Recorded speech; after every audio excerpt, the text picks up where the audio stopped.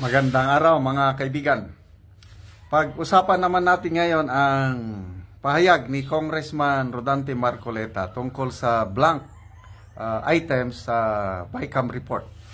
Sabi niya, alam daw niya sino ang nag-fill in the blanks. Ito, i-share ko sa inyo ang reaction o vlog ni Pinoy Views and Opinions at dagdagan ko na lang ng aking reaction mamaya.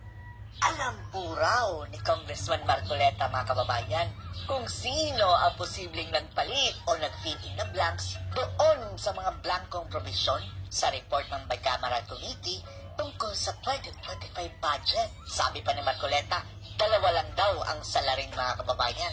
It's either ang pamunuan ng Congress o ang DBM. Dahil unang-una, ang final na copy dito, mga kababayan, ay dadaan at aaprobahan ng DBM. At pangalawa, ang huling mag-iimprenta nito ay ang Kongreso! At sabi pa nga dito sa diskusyon ni Marcoleta, mga kababayan, ay posible isa o dalawang tao lang ang nagdesisyon kung ano ang i-fill in the blanks nila. Interesting po itong pinasabog ni Marcoleta, mga kababayan. Panoorin po natin. Pero dalawa lang ang pwedeng magpalit. Yan. Dalawa lang ang pwedeng magpalit. Dalawa lang kasi ang pwedeng magpalit doon eh. Yung House of Representatives, sapagkat sila yung magpiprint. Sila Tambaluslos, mga kababayan, ang magpiprint niyan. Nunggat. Kung hindi sa House. Okay, dali. Kaya medyo nagano.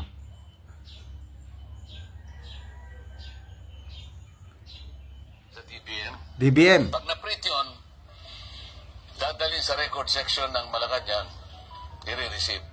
I-receive. Pero bago i-print, mga kababayan, susuriin din yan ng DBM. Aaring, iisang tao lang ang nagdesisyon yan. Pwede. Mayroong ganyan. Maaaring isang tao lang ang nagdesisyon. Sino ba sa kanila, mga kababayan? Isang tao o dalawang tao. Isa o dalawa. Takbo! Pagkaalam natin, mga kababayan, yung isang tao sa Kongreso, tumakbo na. Nasibak na sa pwesto, mga kababayan. Nandito pa ba yun? Yung isa? Yung buhaya? Ewan lang natin, mga kababayan, sana nandito pa. Totoong may blanco.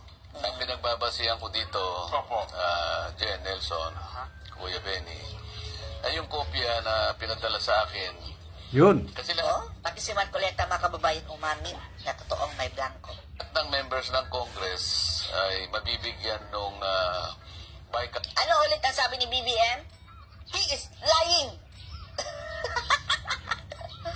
Budol! Anong lying? Lahat na pinumpirma na mayroong blanco. Ikaw ang lying, BBM. Amiral report. Kasi kinakailangan i-ratify yun eh. Plenary lang ang magra-ratify. Ngayon, Plenary lang ang magra-ratify, ha? dahil sa ira-ratify yan, mapipilitan silang bigyan kami ng kopya. Ngayon, ang kopya po ay pinadala sa amin sa pamagitan ng email. Ngayon, kami mahigit na 300 ang nagpadala ng email sa amin, opisina ng Secretary General. So Kaululan, mga kababayan, yung ginawa ng Kongreso. Dahil alam nyo, minutes before ni-ratify yung proposed budget, mga kababayan, at saka pa nila isinend sa email sa bawat kongresista. So paano na yan marireview? At ito naman mga julol na kongresista, mga kababayan, ang gawin na pagpasa nila sa budget na iyon ay nay. Yung sa boses lang, mga kababayan, na voting. Less than 1 hour, mga kababayan, sabi ni Marcoleta, yung natitirang panahon niya para i-review ang budget bago ito pagbotohan. So, think na libo-libong pages yun. Ganyan nila minagic, mga kababayan. Tapos itong mga buhayang sunod-sunuran, sige, pasa na yan.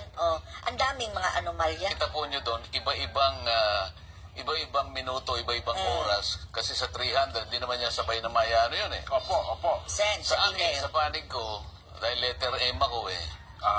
Na-receive ko, kasi tinignan ko yung oras, na-receive ko December 11, 2024 at 6:27 6:27 p.m. PM. Tapos pinasa, mga kababayan, alas 7. Nasa lampas kalahating oras na lang ang panahon niya para mag-review ng budget. So paano na yan? Ano naman nakakitang pagkalaki-laking budget, 6.325 trillion pesos. Bakit naman hindi mo kami bibigyan ng pagkakataon makapagtanong? Nung first day, mga kababayan, matagal yan nilang pinagtalunan ang budget, mga kababayan. Nakita nyo, hinarang si Marcoleta mga kababayan ng mga babaeng mga wrangler din, sina Garin, pati na nga si Acosta, kasama kumarang doon, sina Estela Kimbuluslos. Hinarangan si Marcoleta mga kababayan para hindi makapagtanong. Ayaw po nila kung bigyan ng pagkakataong makapagtanong. 2 batalyon ang nakahanay doon bago ako makarating. Hinarang. Talagang diniscourage nila ko, no? Huwag na kayo magtanong. Apo. Ako ngayon, kung talagang mapilit ka na makapagtanong, humingi ka muna ng, Magpaano muna kayo daw? ng permiso mula sa ating majority leader. Ganyan sila kahudas mga kababayan dyan sa Grabe, Congress. no? Kaya nga prone sa corruption eh. Nakaka-insulto yun, Kuya Benny. Saan ka nakakitang meron ba tayong regulasyon na kapag magtatanong ang isa sa amin, kinakailangan humingi ng permiso sa majority leader? Bakit yung mga minority, kamukha ng mga bayan black? Sina Francine Castro mga kababayan, unlimited, no? Anytime pwede silang magpalista ron. Bakit ako hindi pwede? Balik tayo doon sa So nawalan na ako ng gana ron eh. Tinignan ko na lang kung talagang hanggang sa dumating ang BICAM. Pinakuna ko na litrato. Eto na mga kababayan ang resulta ng Talagang BICAM. sininag ngayon. Alas 7 ng gabi. Alas 7. Okay. Alas 7. Kahit na ikaw pa ang pinakamagbilis na Na-receive ni Marcoleta, 6 p.m. na pasado mga kababayan. magbasa at mag-analisa ng mga figures. 6:47 mo na nyo na-receive. Hindi, 6:27. 6:27. Opo. Less than 1 hour o mga 30 minutes na lang ang natitira. Higit na 200 pahina yung report na yun. 33 minutes. Okay. Ngayon, ang napansin ko doon sa huli, wala naman akong pagkakataong mag-object. Wala ako doon eh. Ang dapat na nag-object yung nandun at nakita na nila yun. Kasi nakita ko doon, mayroong 13 pahina. Doon mismo sa aspeto ng special provision. Dito nagkakaroon ng problema talaga. Pagka sisingitan na nila yung special provision. 13 pahina yon, Kuya Benny. Tingnan mo lahat. Pag sama-samahin mo yung blanco doon sa 13 pahina, 28 blanks. La? 28 pa lang.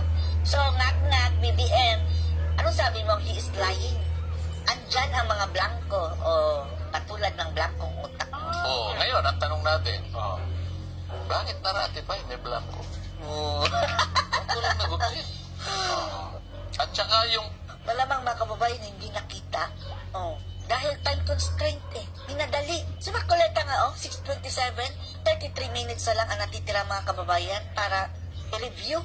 Wala na talaga. Kahit 1 oras pa. Sa dami bang pages noon, nalusutan sila mga kababayan ng mga buhaya para lumusot ang blanco. Sila na mag-feel magkano kayo makikickback nila doon, no? kopya ko kasi Billions and billions of pesos ang amount noon, mga kababayan. pinadala sa akin by email, may pirma. Pirma na ng BICAM ha, meron na. Bilangin ko pa yung per page. Nagbabari eh. Merong 13 tao ang pumirma, meron namang 11, merong 12. Naglalaro lang doon. Opo. 11, 12, 13, 11, 12, 13, 12, 11. Basta ganun. Sa mga tweet, higit sa 10 ang pumirma.